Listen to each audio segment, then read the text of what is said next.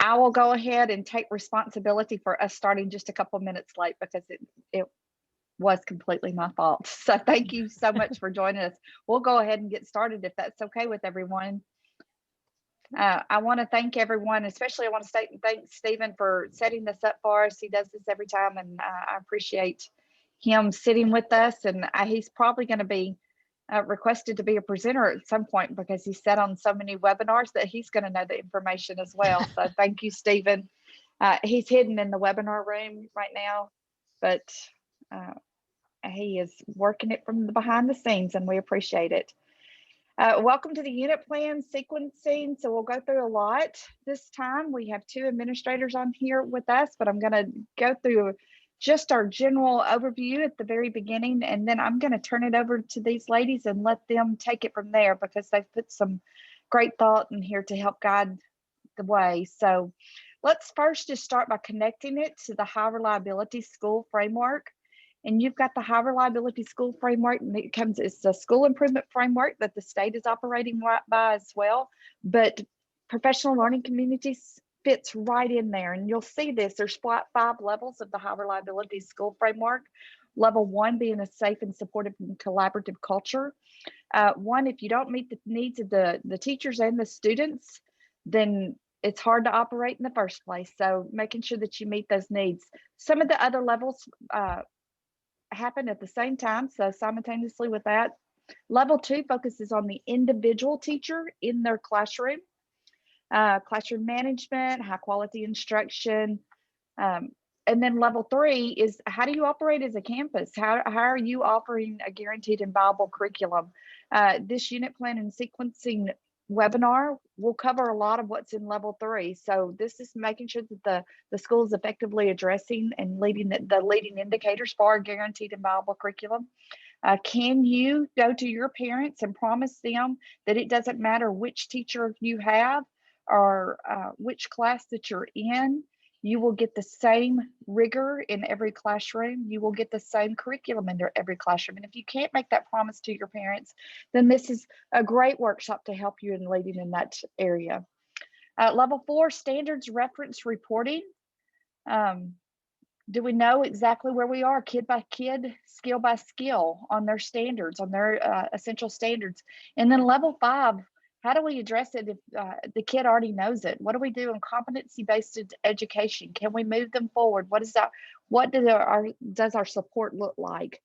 So here's our high reliability framework. Today, we're looking at level 3 in a guaranteed and viable curriculum to support you in that area. So you can go to the next screen. Jana and Cassie both come from our Statewide Guiding Coalition. The Statewide Guiding Coalition was originally formed at the beginning of the pandemic as a way to address unfinished learning. Since then, it has evolved in something else and just supporting the state in leading professional learning communities. So we have set our own mission that goes along with the state's department's mission of a student-focused education to support and guide Arkansas. It's a support and guidance for Arkansas educators in developing, leading, and sustaining a statewide professional learning community. And I always put the mission and vision at the beginning of every one of our webinars, because just like as if you were in the school or district, it's important to know what your focus is and why you're here.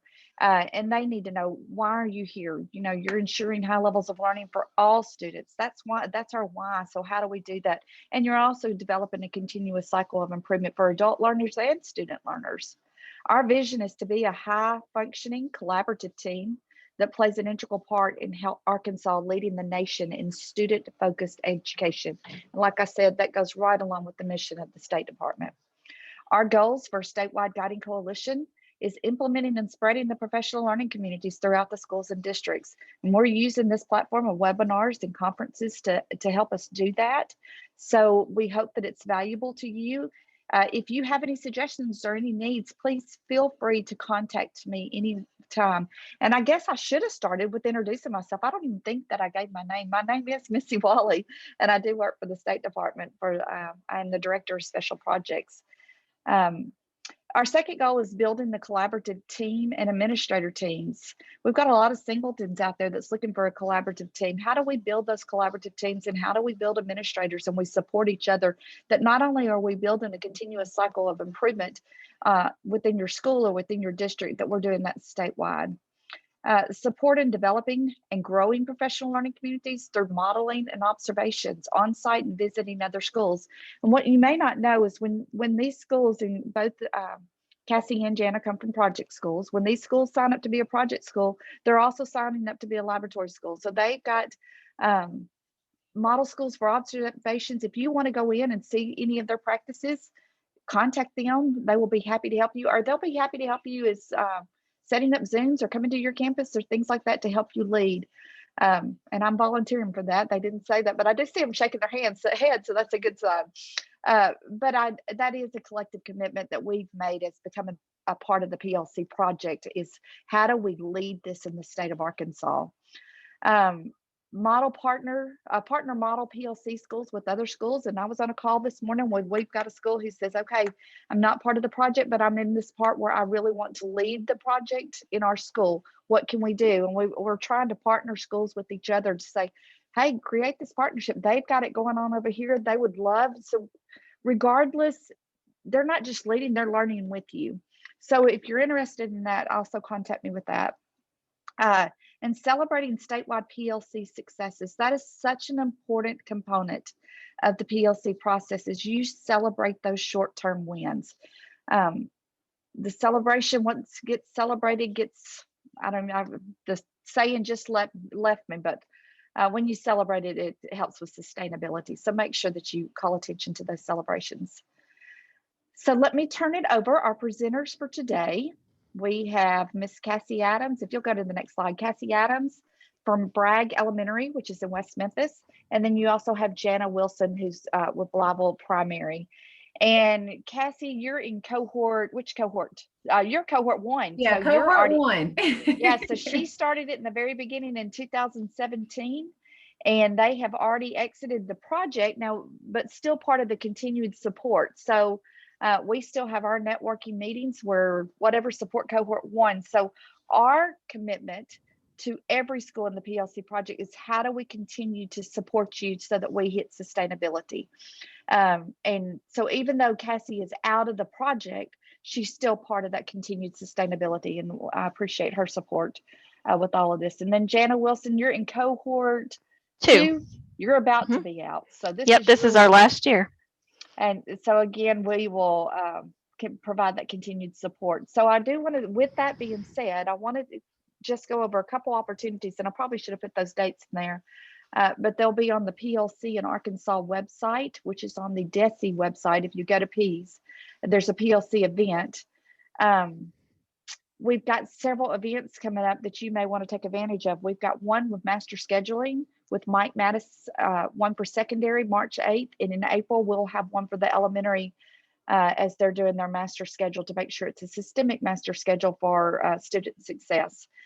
He's also presenting on Tier 1, Tier 2, and Tier 3. He's got 3 dates. One day he'll present on Tier 1 instruction. One date he'll present Tier 2. Those are all virtual and they're all free. And you can access that through the PLC website on the professional learning communities. I believe it's the end of April where he will start the RTI training, 1 at the end of April and 2 in May for the Tier 1, 2, and 3. We are also starting a collaborative teacher team to where those singletons will have a platform to join other teachers in the state, not even singletons, but other collaborative teams. If they hit a point of frustration in the process, we want to be here to support and help them with that. So there's a Zoom link that they can join to join a collaborative team and walk through those steps. So on March 3rd, for administrators, what we have happening on March 3rd at 1 o'clock, and I've already sent out a Zoom link for that via Commissioner's memo, that is a breakout session, and there's several sessions offered. So you determine where you are on the journey. If you're just part where you're determining, you're setting up a guiding coalition, then you would choose that breakout session. If you are you're not for sure what your responsibility is as a leader, then you would choose that session. If you're at the part where you are still trying to identify essential standards, you would choose that breakout session. So it's just 1 hour of breakout sessions, and you choose which breakout session that you want to do. Then on March the 11th from 3:30 to 4:30, we're doing the same thing, except this audience is intended more for teachers, and teachers will be leading those breakout sessions, again, around the same topics, except, how to identify those essential standards, how to set up those common formative assessments, several breakout sessions for them to choose from, and they just choose which one they want to go to based on where they are in the journey. Just another layer of support that we would like to offer as a state to help schools move forward in the process, because when you know something works, and I'll say this, I've heard it so many times from several of our coaches, when you know better, you do better, and you want to see everybody else do better. And our commitment to Arkansas is to share what we have found out. So with that, I am going to be quiet, I promise, for a little bit. This will be recorded. It will be uploaded to the website. And if you have questions, put them in the Q&A session, and then I'm going to have Cassie and Jana hang on for just a little bit afterwards to answer whatever questions that you have. So I'm going to turn it over. Thank y'all. All right, so welcome. We are so glad you're here. I am Jana Wilson, principal at Wobble Primary. And so our agenda today, we kind of have it mapped out into 3 big categories. We're going to talk about the why and then mapping it out by learning targets. Then we're going to talk about timing, and then we're going to talk about how do you put all that together into a unit plan. And I'm going to figure it out. So we're going to start with the importance of knowing your why. Sorry, I haven't had to do the PowerPoint before. All right, Cassie, you want to go? Yeah, so one question that we always kind of start out our work and our focus just to get our brains in the right place, just asking what's more important, whether or not you taught it or whether or not they've learned it, students learned it. And the reason why we ask that question before we work is because all of this work supports that answer of learning. It supports of what matters is the learning. And when we talk about timing, and when we look at all of this work, it all goes into the learning process, not a teaching process. It's a cycle of learning. So just a good place to start with your teams. All right, so why is this important? How important is this process that we're going to talk to you about, sequencing and unit planning? Like, why do we do it? Why it is important? Well, when you're talking about the PLC at work process, you are talking about there are tight elements, there are things that are non-negotiable. You have to do these. If your school, your district is going to be a professional learning community, these things are non-negotiable. And then there are some things that are loose. These are things that the teacher teams have control over, and they get to decide what those things look like.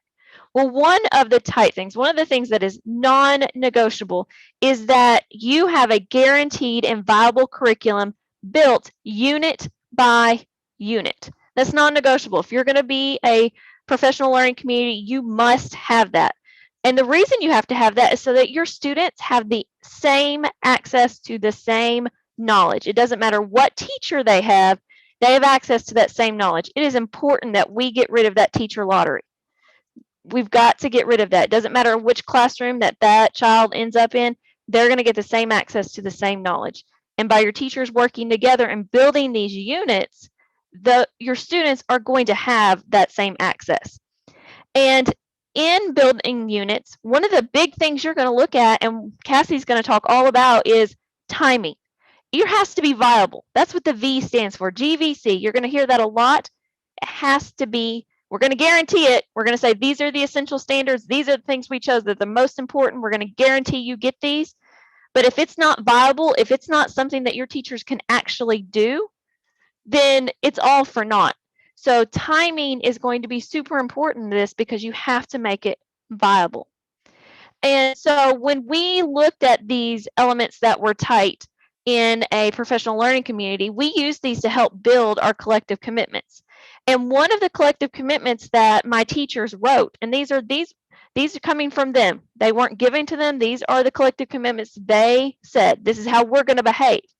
One of them says, We will be fully prepared to teach engaging lessons based on best practices from identified and agreed upon essential standards and adhere to the curriculum pacing established by the team to ensure our students learn at high levels.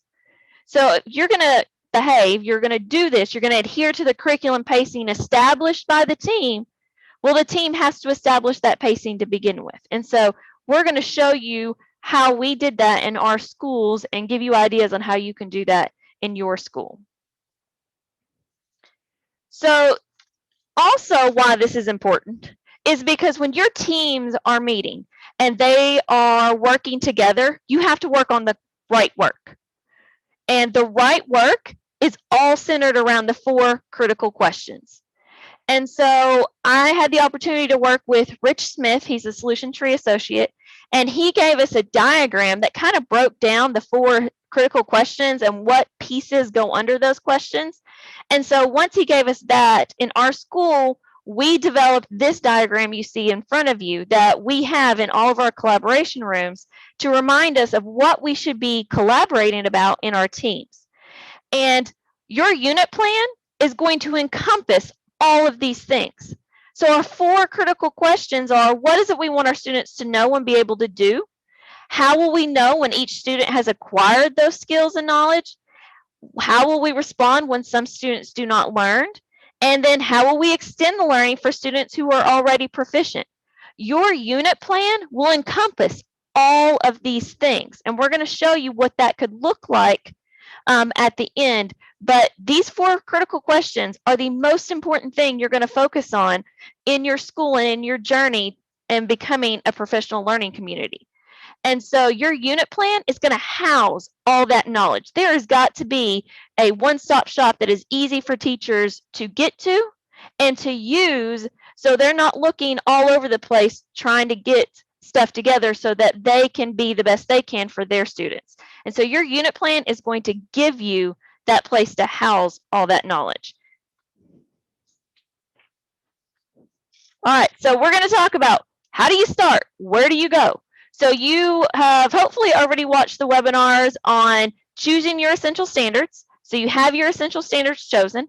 And then the last webinar that was presented was how do you break down those essential standards into learning targets?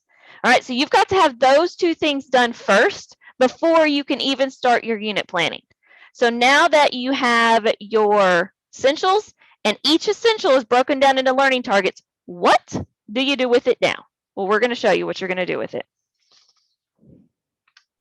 So the goal here in this work is to be sure we have enough instructional time to guarantee all students to learn essential standards. That is the overarching goal, the achieving goal. So pacing guides and units are exactly the tool that you use to provide the guidance teams need to make it happen. And so everything we're getting ready to talk about is how to chunk that and the process that it takes.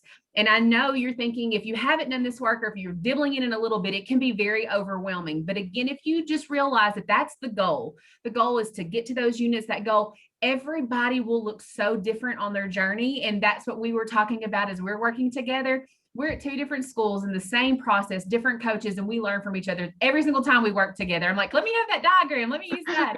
Let me take that back to my teams.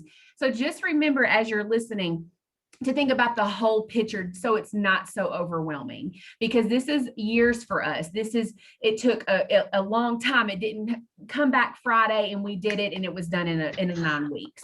So remember that as you're listening, just take it a little piece at a time. But the goal is that we're going to be able to show you these units to provide the guidance that they'll need. All right, so first step.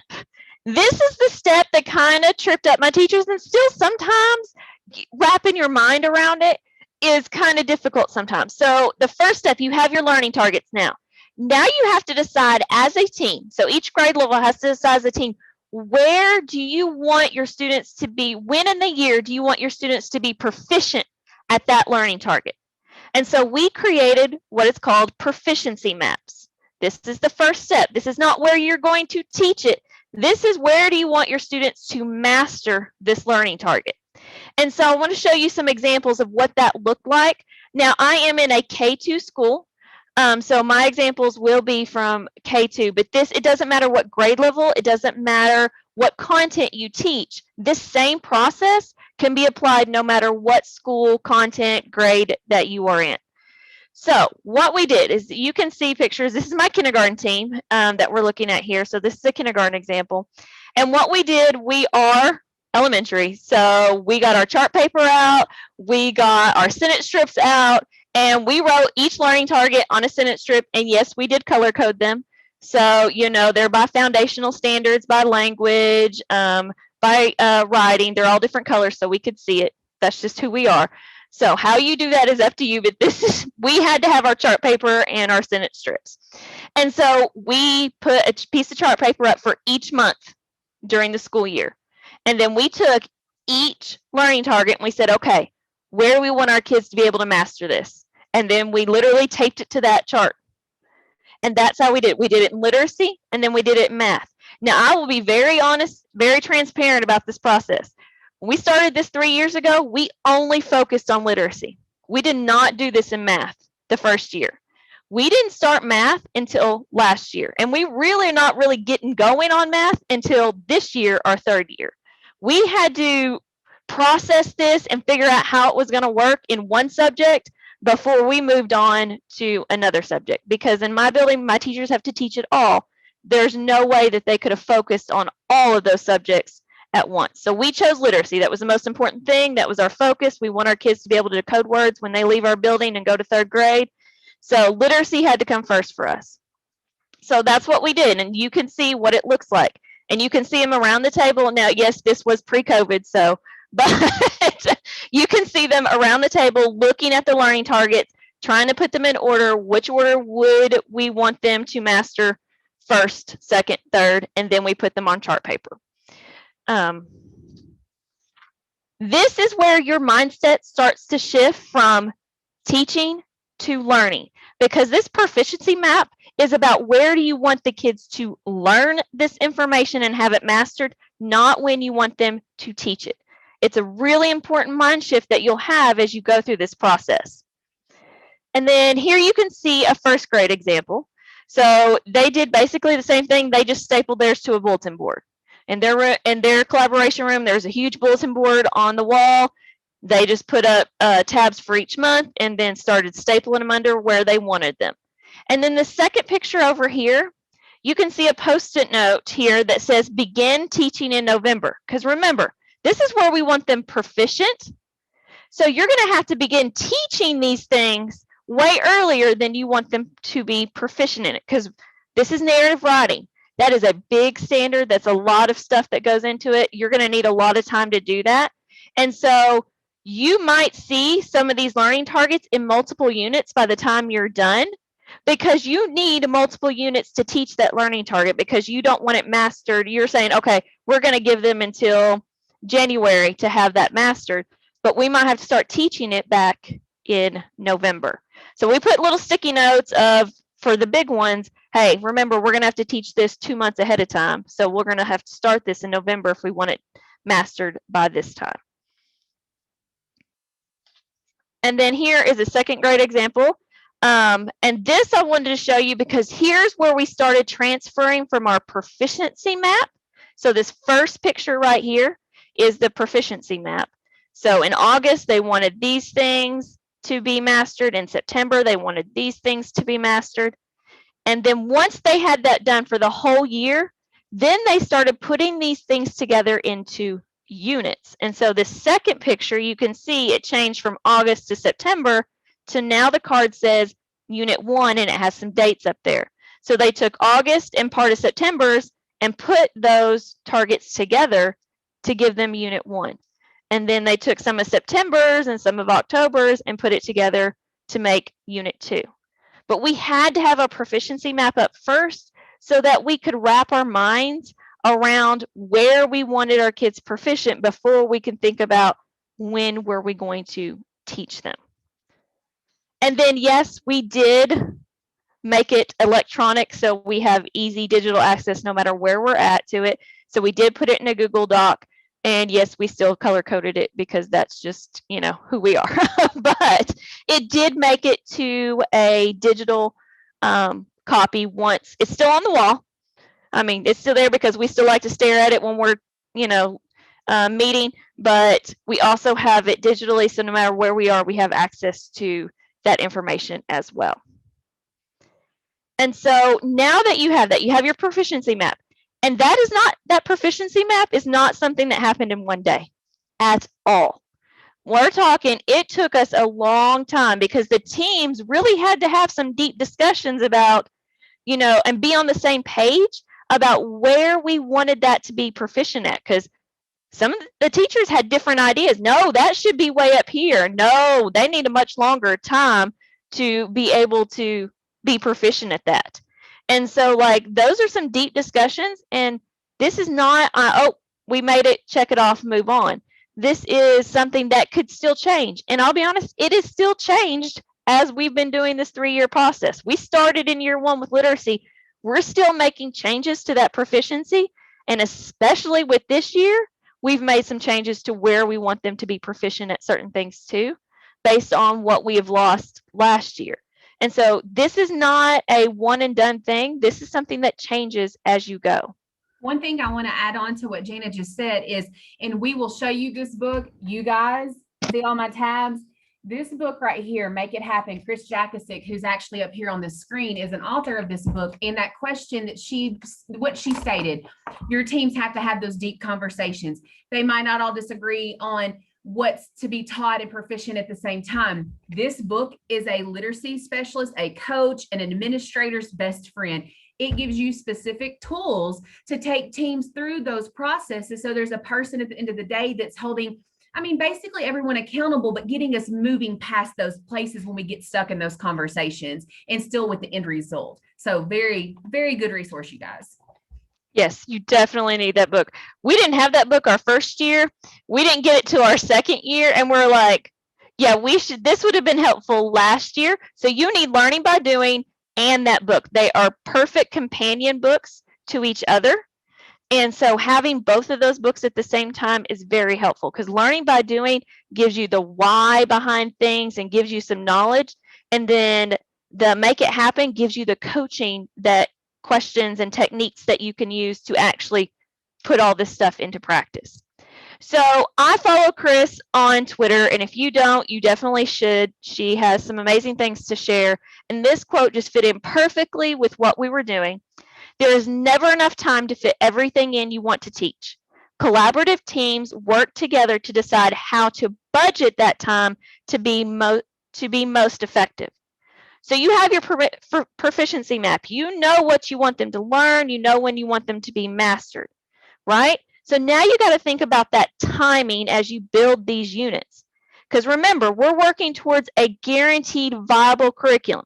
Viable, it has to be viable. So that time is really important. And so Cassie is going to take you through how you can think about that. Okay, so on timing, change my screen so I can see the words. All right, so after teams choose their essential standards, it becomes important for them to work collaboratively to determine anticipated timelines for effectively teaching, assessing, and providing corrective response for these standards. So those timelines kind of go into the next slide, where it shows you the next few slides, actually, this assessment cycle. So yes, it's about assessment, but that's all part of unit planning. So a teaching, learning, assessing cycle. You start with your instructional design. You have to talk about your classroom instruction, your response to learning, and how you're going to measure learning, all into a cool, super simplistic approach that we will share with you to be able to have that conversation of what learning looks like and how long it takes to learn, and going through all this process, because then it determines your days of your unit. You can go to the next slide, Jana. Okay, so the first one, the traditional teaching and assessing paradigm. We all have lived here. You teach, you test, and you assign a grade. All you did was teach all those days, you test, and you assign a grade. Then now, the way your mindset, everything just shifts, you guys, with all this information. And it goes to this now. We have our standards. We have our instruction. We stop and we check for assessment. We do a CFA. We reteach. We assess where our kids are at. We look at data. Then I come in after I've looked at data and I coach to mastery, but all before I ever take an assessment, right? So it's just a different way of looking at things. It's not that Monday through Thursday I teach, I assess Friday, the next Monday we move on to something new. It doesn't work like that. And we do know, I kind of saw a question in the box that goes along with this. It said about mastering standards when they need them by the end of the year. Absolutely. We know that we have that whole year to get those mastered, but you have to narrow it down into those focused units to make sure, because those are the standards that you're doing all of this process around. Those are the standards that you're paying attention and doing a CFA and you're reteaching and you're giving that extra time to, but then you have to learn how to spiral those back in effectively. So then you spiral them back in into other units to still check for understanding. So you'll see that when we show some examples. Can we go to the next one? Timing. So I don't know if you guys know Paula Maker, but Jana and I love me some Paula Maker. She's like my best friend from Texas, and she doesn't know that, so it's fine. But she is so inspiring and amazing and smart and makes things so practical. So when you're at a school, I'm at a K-6 building with 600 kids. I have 50 teachers. It can be overwhelming, especially secondary. And I was like, it's all timing. So teachers were like, but I have to teach this. We have a pacing guide. I have to teach this on these days and I have to get this through. And she stopped and she had sticky notes and she said, okay, you have 1 hour for math. You don't have Monday for math. You have 1 hour for math. In 60 minutes, can your students learn that learning target? In 60 minutes with your instruction and your reteach, how many hours do you need to have that done? And my teachers were like, oh my God, it's not Monday, Tuesday, Wednesday, just that simple shift of not thinking Monday, Tuesday, Wednesday, but an hour of Monday, an hour of Tuesday, an hour of Wednesday. And so then we started talking about how, many opportunities and where we needed to put a recheck, where we needed to put some intervention. So it's not what I'm teaching, but what students need to learn. So she had these sticky notes, okay? And the yellow were the learning targets. The yellow were the learning targets that we were teaching. The pink was when we were going to give a CFA, and this is just a quick example. Pink was CFA and the orange were reteach days. And so she was like, okay, let's do day 1, 2, 3, 4 class hour, hour 1, 2, hour 3, hour 4, hour 5. And we looked at it that way. And my teachers and my own, our light bulbs were like, oh my God, that is the most, that's so simple, yet it makes so much sense. So that is the background of what the product is you're going to see here after this slide. That's the understanding. So the new way of teaching became this module that you see here. It became, I'm going to give my pre-assessment to know where my kiddos are at, right? Then I'm going to have my target 1 and target 2. I'm going to give a CFA. I'm going to put a reteach day in if I need it. I'm going to go back over, have those targets there for my learning targets. I'm going to give another CFA. I'm going to reteach. And this is not exact. This is just example. One of our collective commitments at our school that our teachers actually even develop later in the process, because as you learn these tools, you have a shift in your own mindset. What you thought was right year 1, you're like, no, this is what I believe year 2. No, this is what I believe now, because you become so just clear. It becomes clear. The process becomes clear. And so one of our commitments is that we commit to using data and evidence to improve student learning. Well, if that's what we commit to, it should show in our learning cycle. It should show in our everyday instruction with our kiddos. So this is one of Paula Maker's tools that she used with my first year teachers. This is what mapping the learning in tier 1 instruction could possibly look like, just to get their mind wrapped around it. Day 1's learning target. Day 2, I have my guided practice. Day 4, I have my quick checks. So you see in all the green is where I stop and give quick checks, because if I'm not assessing where kids are at, then I'm not intervening, extending where they need help. So it should be no surprise to me when I give an assessment, I give a CFA with the results, I should already know how my kiddos are going to do. It shouldn't be a surprise to know that Cassie couldn't answer that. I knew that Thursday, so I intervened on Friday and gave her extra intervention to help better prepare her. You know what I mean? So it's just a different way of thinking about the learning process. So here's an example of just a kindergarten math curriculum map for 1920 here at Bragg. And this is just, you can see the time frame. Even though Jana and I are in different schools, we have different processes. We were laughing because our end result looked very, very similar because it was around the work. It didn't matter that she and I didn't work together. It didn't matter that we didn't talk at that point about this work. But as long as you're focused and you're breaking down learning targets, you're doing the right work. So it doesn't matter how that looks. This is an example of a unit map from 4th grade literacy, and you can see how their format is different. They have their language arts, and it goes all the way down into supporting standards because you put supporting in there as well. They have 17 days here, 15 days for this unit. So they broke it down even very specifically because how much do we get wrapped into wasting time? You know, we have to be effective, quick, make sure that we're getting things done. So my 3rd through 6th grade teachers chose to do it this way. But what we wanted to show here, and this is a different picture on this portion over here, the learning targets with the red questions, that's something that Paula Maker and Bragg teachers did. The red questions are for teachers, but learning targets from the unpacked standards, that is what drives the unit. Because look how many learning targets are listed just right there on that essential standard. Can I cover those in 1 week? I don't know, can I? We have to have that discussion of how many 60-minute sessions, how many 30-minute sessions will it take for me to go through that learning process, that learning cycle with our students to provide all of those places for assessment and reteach and extension intervention. So that becomes the basis of your conversation. So that's why it's so important that your essentials are unpacked when you're doing this work. All right, so now we're going to put it all together. So we are shoving a bunch of information at you very quickly.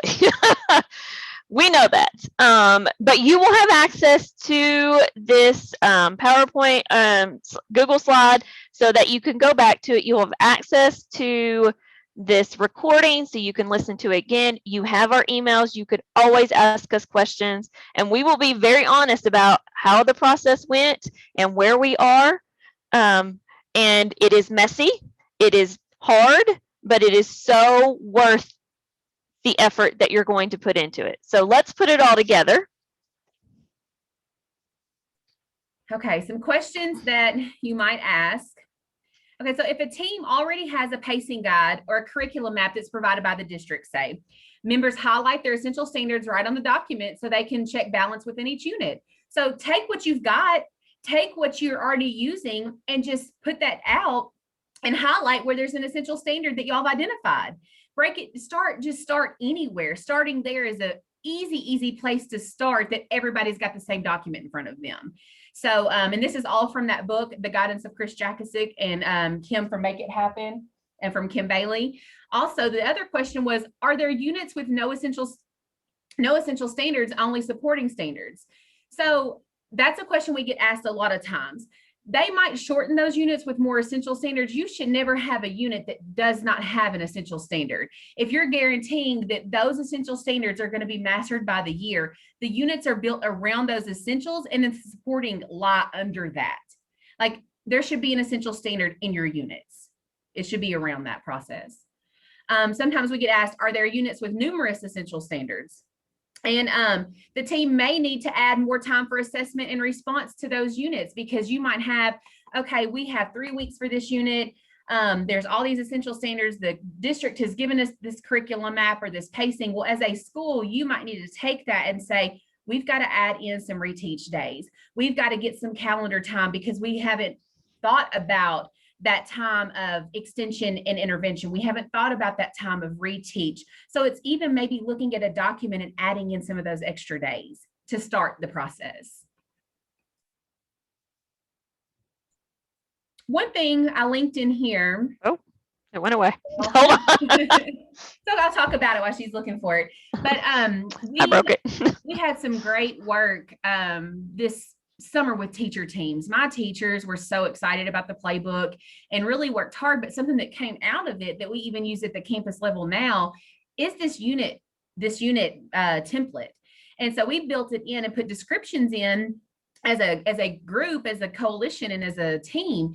And so we took it and copied it and used it for Bragg because my teachers, this is what their lesson plans are, y'all. We don't have daily lesson plans that we go for. And look, they build these unit plans around this. So they put their learning progressions, they put their learning targets, they put in You can see their formative assessments. They link them in, their exit tickets. They go, if you'll go down some more, they put their key vocab, they put their DOK questions, the ongoing standards, and we're already planning for our first best teach because we're planning for that tier 1 instruction at its very best, already thinking about the intervention that Jana, I know she's going to struggle with this. On Monday, I've already got this set out aside for her. So we're already being strategic with that planning. Anything that they want to add with their instructional plans. And this is the thing, common misconceptions is what drives your learning targets. As you're having those conversations of mapping this out, you have to think about your daily instruction as if the goal is for student learning, right? That's what we talked about earlier. The goal is that students learn. Well, then I have to know already ahead of time what's going to hold them up from learning, because I have to proactively plan for that in my best teach. I have to proactively plan that they're probably gonna not be able to decipher the paragraph to determine the main idea, or I have to know those misconceptions that could that would be happening, I guess is what I'm saying. I like to talk, I'm sorry. I get carried away in my thoughts, it's fine. So an example of one filled out, I wanted to show you a blank one. Here's a 5th grade ELA one. This unit was from August 13th through September 10th. It was a 4-week unit. You can see where they put in their standards. You can see their resources that they linked in, the learning progression, the assessments. And here we even put in our rubric from when we broke down our essential standards. We had to determine what does proficiency look like, which y'all have already, if y'all saw the other webinars, on a 4, 3, 2, 1 scale. Well, we went ahead and put that in there. So when we're working, everything that we need for this unit is in one document. So I just wanted y'all to be able to see that. And this is not something that I made my teachers do. And I think that's something important to talk about because this is big. This is a pretty big task. This is something that they wanted to do after we had produced our unit maps and after we had looked at all those things, they felt comfortable with this document. So they chose this document for Bragg.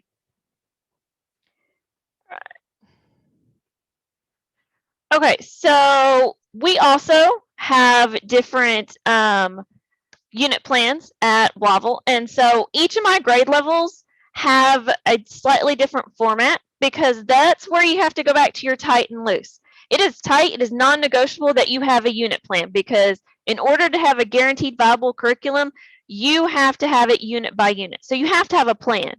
But what that plan looks like, how it's formatted, is one of those things that you need to be loose on because the teachers have to be able to use it.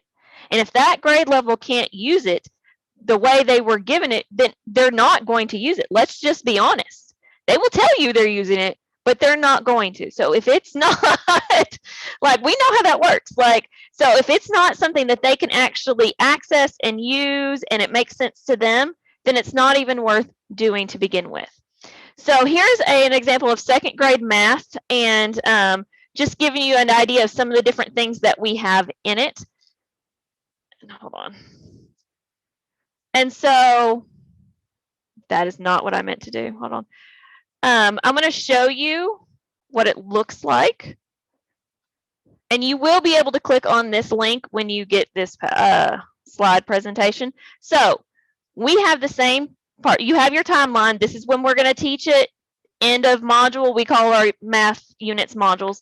So end of module, when you're going to take that end of unit assessment, how many days you actually have to teach it.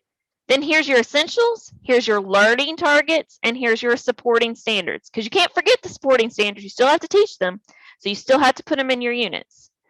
And then this year we added, because, school last year was something special, we added 1st grade essential standards that we didn't get to in 1st grade.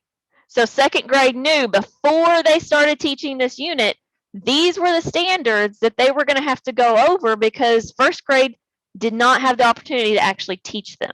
So we put that in the unit as well. And then make sure the teachers are all on the same page about what prior knowledge they need, what academic vocabulary. We even define those words. This is really helpful for my new teachers who might not know what all of those words may mean, that they might think they do, but their definition might be a little bit different from someone else's. So we made sure we had a common understanding of those, our misconceptions, our assessment, And then this is their lesson plan. There is not, just like Cassie said, I don't go into a room and no one turns into me some weekly lesson plans. One, I don't have time to get 400 emails about weekly lesson plans. If I'm going into a room to see them teach and I'm not sure what's going on, I have access to their team drive. I can look up their unit plan. I can see what was supposed to be going on and then see if I can match it to what was going on in that room and then have a conversation with teachers about it. But I don't have time to look through that many. And why are they having to do work twice when they already created this unit plan? This is what they're going to work on that week. They already know. They know these are the learning targets they're going to focus on. They know here are some resources I have to teach those learning targets. And so they're all on the same page about what knowledge the kids need. And here are some ways that we can get them to that knowledge and get them to that mastery. So that's a second grade math example. And then my first grade, I'm going to show you a literacy, and you're going to see it looks a lot like Bragg because Cassie and I knew each other before I started this process through Master Principal. And so she shared with me the unit plan her teachers developed. And so we took that and we changed it based on what worked for us. So we still have the essential and the supporting standards there. And you're going to see this important supporting standard because one of the things we've done is that the first year we picked essential standards, the next year we went through them again because we were like, we picked too many. And so these important ones used to be essential, but we moved them over to supporting because there was no way we could actually guarantee all the essential standards that we had picked. And so we moved them over to important supporting standards. Like we still got to teach them, they're still important, but we're not going to assess and intervene on those. And so that's why we have two separate sets there. But you can see it looks a little different because when we get to the weekly plans, this is what made sense to first grade. They wanted links to things instead of having all of it in one document. It was too overwhelming for them to see it all. And so then you can click on the link and go to just that week's. And so that's something that was easy for them to print off or have access to and, carry around. And so then you can see all the learning targets for that week that they're going to focus on. And then you can see during read aloud, here are the read aloud lessons. During shared reading, here are the things that we're going to do. During phonics, here's what we're focusing on. In writing, here's the resources we're going to use to teach our writing. And then this year, first grade has been working really hard on adding their virtual resources because I have on-site teachers and I have virtual teachers. They're two separate things. And so my virtual is also adding into that unit resources they're using online with their virtual students. And so you can see we have links to the Hegarty videos that we have, Where and Buzz, the lessons that correspond to what we're teaching that week. And so not only do my virtual teachers have access to this, now my on-site teachers can use this as well. So it's in one document so that they're not two separate things. And then kindergarten did something very similar. But you can see we have the same components, but again, how it looks is different because this is the format that made sense to them. We still have our essential, our supporting, we still have our learning targets, we still have our assessment information, and then we still have our weekly, what it's going to look like. It just looks a little bit different for them. And they even have their virtual plans linked in here as well. So you can see, you can go to what my virtual teachers are doing, the resources they're using for that week. But everything is linked in here so that the teachers have one-stop shopping to get what they need for that unit so they can be more prepared in what they're doing. So as we wrap up today, Mike Matos things he says, they really resonate with me. And I saw this on Twitter and I thought this was a perfect way to kind of wrap up what we've talked about. Being a professional learning community is an ongoing, never-ending process. It is impossible to be a PLC without a sustained focus on the right work. And this is the right work, guys. Creating these unit plans is the right work. The unit plan houses all 4 of those critical questions that that is the whole point of working together as a collaborative team, is those 4 questions. Your unit plan is where you're going to house all that information so everyone can be on the same page about what's important. And another part we kind of talked about yesterday, Jana and I were having a conversation, and the thing about it being an ongoing process, it's never ending. It's ongoing because as schools, we're in different places ourselves as teams every single year. You get new teachers in and the whole dynamic changes of a team. You have to catch them up and let them, they have so much to learn. There's just always something, right? There's always something. And then there was a big something, there was COVID, you know, and that happened and our schools closed. Well, our situation in West Memphis, my teachers are responsible for everything, virtual and blended. And so some things we had to scale back on that we knew was the right work and take pieces of the right work just to be able to get through the day, just to honestly be able to be teachers and not go home crying. And it was just so overwhelming and so hard. So here we are in a school that's been through the project, have all these resources, and we're kind of starting over in some aspects of our process. We have these products, but we're having to go back over in that team building. We're having to go back over in those things that are non-negotiable. We have to go back over these unit plans. So for the 4th 9 weeks, we're jumping back in full process. So there's not a right answer. There's not a wrong answer. It's just taking a chunk, making a goal, making it happen. Like as long as you're working on all these, something of the pieces of these webinars that you're hearing, you're doing wonderful work. You know, and that's what people have to realize. You're not going to be where I'm at. I was 4 years ago, and teachers that have virtual and blended. You're not going to be where Jana's at. You're not going to be where each other's at. And I just think it's important.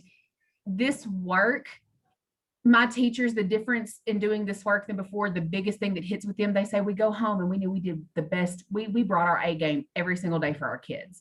Before, I thought I was a good teacher. I didn't know any different.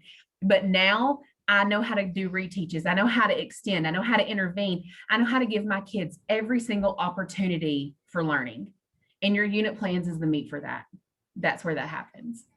So we did have a few questions in there. Okay. One was, how does this approach fit in with the idea that students are required to master the standards by the end of the grade level year, not August, September, etc.?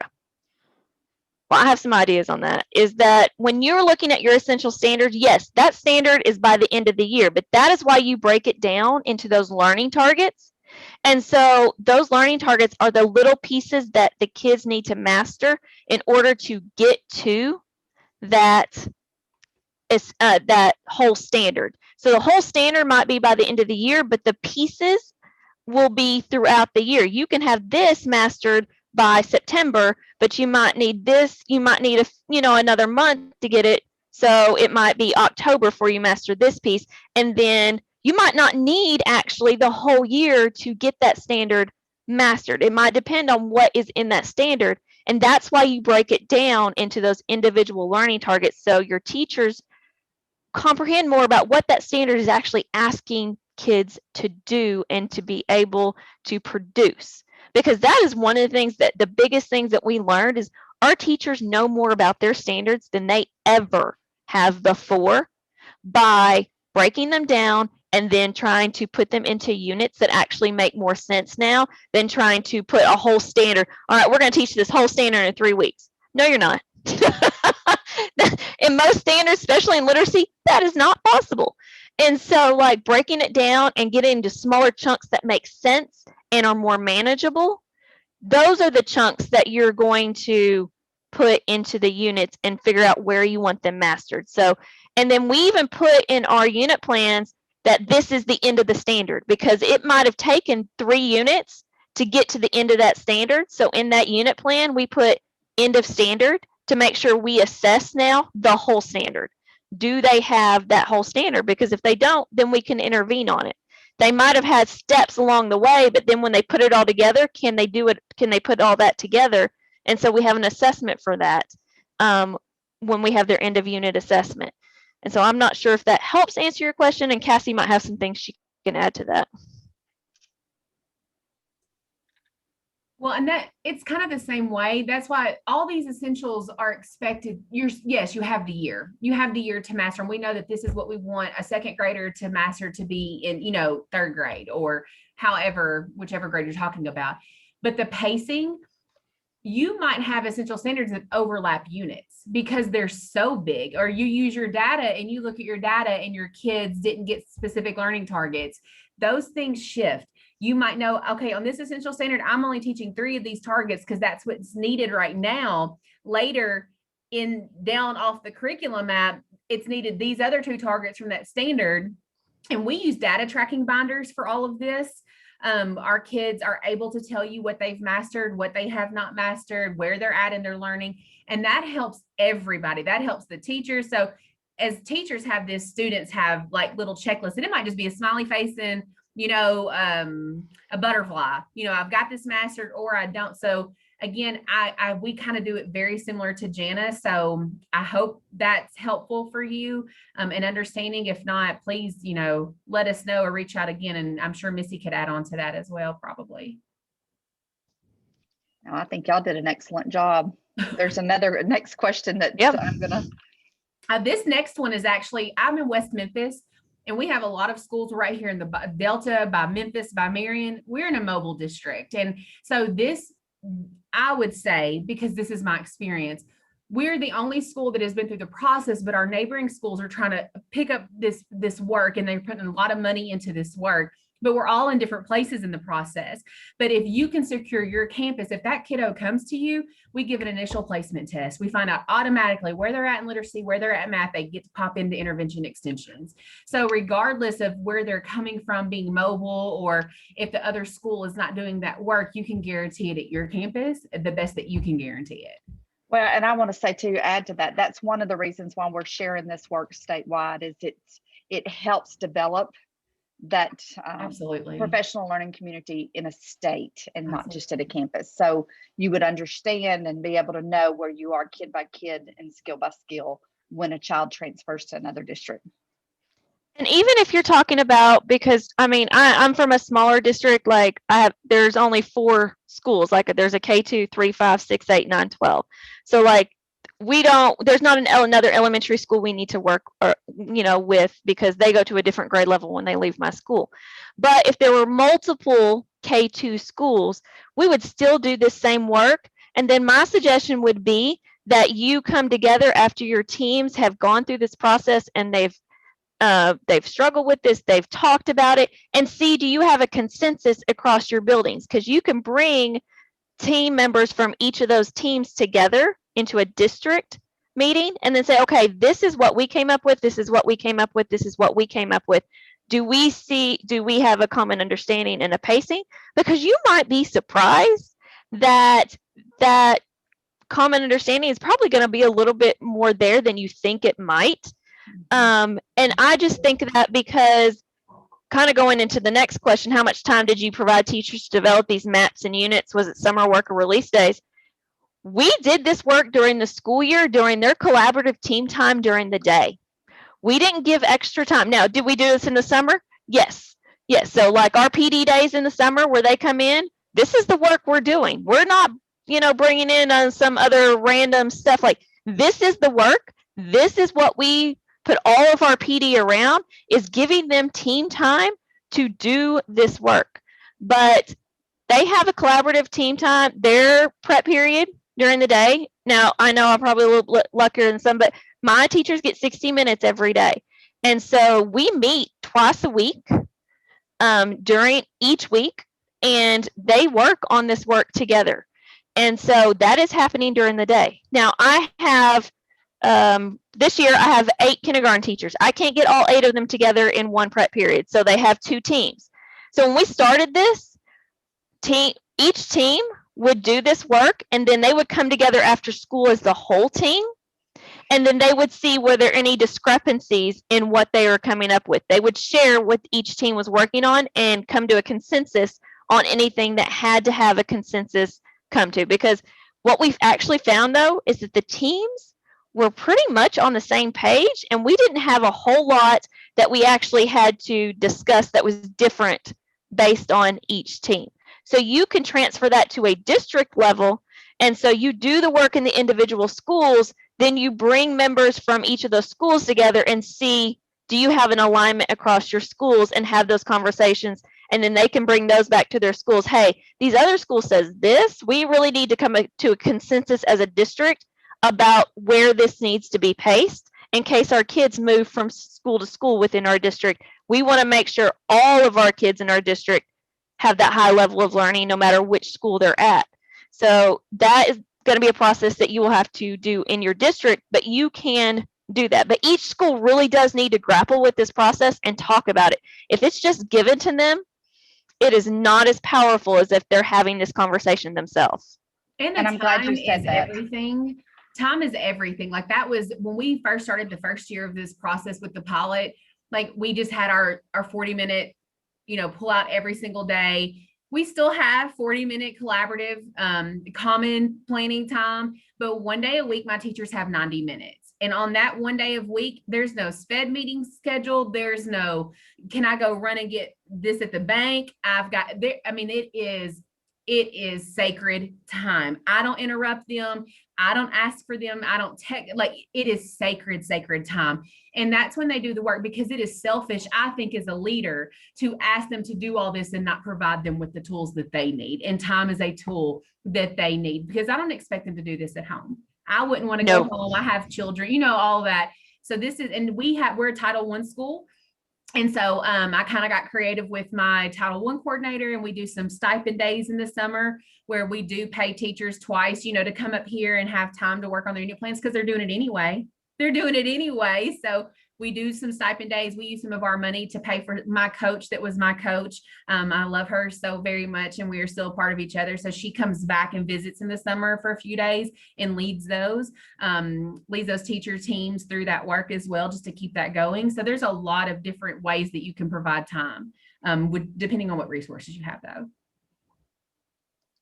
Yeah, I'm glad you mentioned about the district level too, about bringing, and that's going to go into this next question on the consensus of the essential standards, because one of the things that you hear is when you're doing it at a district level, and then they hand it to the campuses, they didn't go through the conversation. And the old commercial where it's priceless. The conversation itself is priceless. The individual campuses need to go through those decisions and have the conversations around those standards in order to come to consensus of the rigor of all of the pieces of that, and then bring it together. And then you can have that at a district level too, and still work together, because it is important for a superintendent to be able to say, I've got several schools, and I guarantee you that whatever school you go to, you're going to get the same rigor. So that's important too. So it does need to be taken to a district level. And I want y'all to be able to speak on that a little bit more, Janet and Cassie, on managing issues with teacher teams. And I know norms is going to come into this conversation. So kind of discuss I think of a few angles at this, because it covers, and I've been through all of these, every angle I'm about to talk to you. I've been through the angle of brand new teachers on a team choosing essentials. And we looked back at their essentials last year. We literally laughed at our unpacked standard, because it was their work. They believed in it. Then the next year, they were even more confident in their content and learned more. So they changed. Just because they choose them and unpack them one time does not mean that is it forever. It evolves and changes just as in their understanding, just like the whole process does in our own understanding. So that just trust in them, and just let them mess up. My thing here with my teachers is I give you permission to mess up. I give you permission to mess up, because they have to be able to feel that to get into the work, because it's not going to be perfect ever. It's not going to be perfect. But the other thing, as far as personalities, I've brought in personality tests. Norms are huge, you guys. We're doing something with our norms right now, and it's year 4. We're going back and talking about pet peeves and looking at reflecting in our own behavior about something about us that might deter our team a little bit, maybe. But norms, the way we act and treat each other, is just as important as the work we do. That's what I say all the time to my teams. So if you're in a place, I had a 2nd grade team, just being very honest, a couple years ago, they couldn't get the work done because they couldn't get along. it was odd. And that is so odd for my campus. So I was like, you know what? Okay. I pulled out a personality test. We revisited norms. We went over that conversation and just understanding each other's strengths and weaknesses, and just understanding she's a blue, she's a yellow, she's a green. We were able to talk about that and they were able to understand. And between that and developing new norms based off of that data from that assessment, they've been a powerful team ever since. So are you going to run into issues? Oh, yes. Are you going to have teams that have something personal happen and it transpires over into the school day? Of course you are. Are you going to have a new teacher that comes in? That teacher takes on that ownership of being here at this school, of being a teacher leader, carrying that teacher. And when I interview my new teachers, I show them these examples. I show them unit plans. I show them data tracking sheets. We talk about this and I'm like, I know I'm so over your head, but for you to say yes to me, like saying yes to the dress, you're going to say yes to brag, and I'm going to say yes to you. I have to know that this is the expectation, that you have to put in the work with your teacher leader, that it's on you as well. So it's just that culture that you build around this work. Yeah, take time around norms. At first, when we first started with norms, I'm going, oh gosh, this is kind of so elementary with the expectations, but it take time to build the norms. And I'll show you this book real quick, since we're talking about norms. Jana and I love this book, y'all. And this is actually what I'm doing with my teams right now. I pulled this book apart into a presentation, and my guiding coalition is leading norms right now through some exercises from this book. It's amazing. If you need learning by doing, if you're like, I don't know how to do norms with my team, it's there. Learning by doing. You just have to read. It's there. I would add one thing to not just norms, but you have to go over with your teams what consensus means. It's really important. Consensus doesn't mean 100% of everyone agrees with the decision that is made. Consensus means that each side or each person has got to present, how they feel, what they think is the most important, what they think the proficiency should look like, where they think the unit should be. Once everyone has had that percent, and then you vote, literally we vote. I have a team that votes. They literally raise their hand. All right, who says that we agree that, this is where we want this, learning target, and we want it in this unit, or we agree that this unit needs to be this many days. And if the majority of the team agrees on it, then one of the norms you have is that even if you do not agree, if the consensus is that this is what our team's going to do, I will follow through with it. But you have to teach your teams what consensus means, and you have to teach your teams to have that, and have that norm as one of the things that you do. And understand that 100%, let's be honest, it's great, but it's not always going to happen. So you have to they have to be able to share why they feel that way and why they think that, because they might change their team's minds. I had that happen. I had, 5 out of the 6 wanted it this way, until that 6th person's like, no, I need you to listen to me. Listen to what I'm saying. She changed every single one of their minds, and they went with how, she said, because then oh, I didn't think about it that way. And so, but she got to speak her mind, and she got to share, and she just wasn't shoved in a corner because she had a different opinion about what we were going to do. And so norms, part of that goes with that is learning how to disagree. So you have to also not only teach consensus as a team, you also have to select a tool or a method that you use for when those moments happen. So that is also important. Yes, very important. So there's another question. So you have more frequent CFAs based on individual learning targets than larger CFAs on the entire standard later on.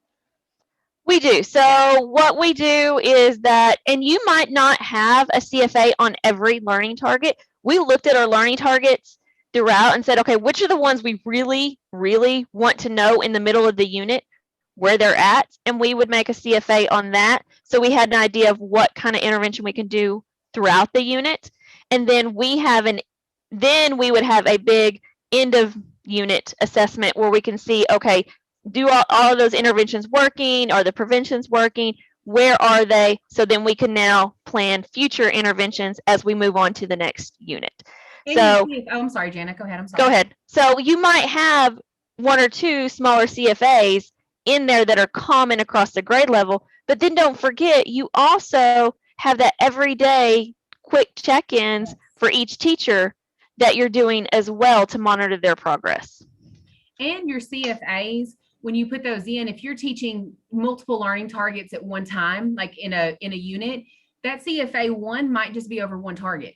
CFA 2 might be over the second target. You know, that part is up to the teacher teams, and they're very short. They're very small, but that's why there's sometimes so many. I say this, the green square, for instance, that we talked about was the CFA. I can't remember what color was what, but say it was the green one.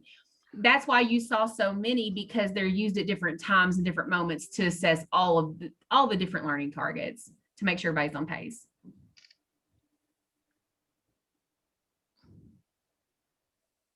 And also just remember, the CFAs, they don't have to be a large test. I mean, just know that a CFA can be a couple questions or one question, whatever, in different forms too, observations, or it doesn't have to be something that's. And just so you know, there will be a webinar on assessment. Are there two? Yeah. On assessment? Or there's one, I can't remember, but one of the future webinars is going to be on common assessment. So right. Yes. Yeah. So we will have upcoming webinars on assessments and on different topics. If there's a topic that you would like specifically presented, send that to me and we'll make sure that we get that covered. So I do not see any other questions.